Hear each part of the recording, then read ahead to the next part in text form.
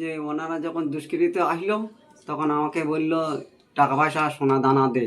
আমি বললাম সোনা দানা টাকা পয়সা তো আমার কাছে থাকে না, আমার থাকে ব্যাংকে। তা ওনারা টাকাটা নিয়ে নিল আর সোনাও নিয়েছে।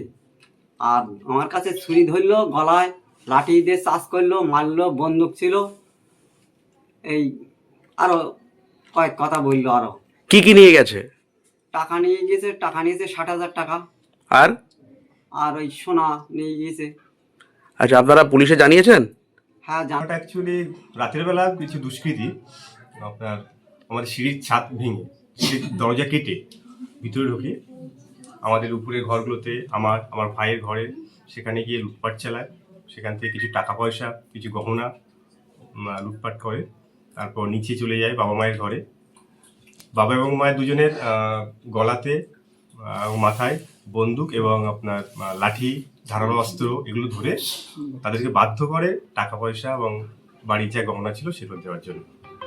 হ্যাঁ, কি কি নিয়ে গেছে? প্রায় 60,000 মতো টাকা। আর আপনার বাড়ির প্রতিদিন ইউজের জন্য যে গহনাগুলো থাকে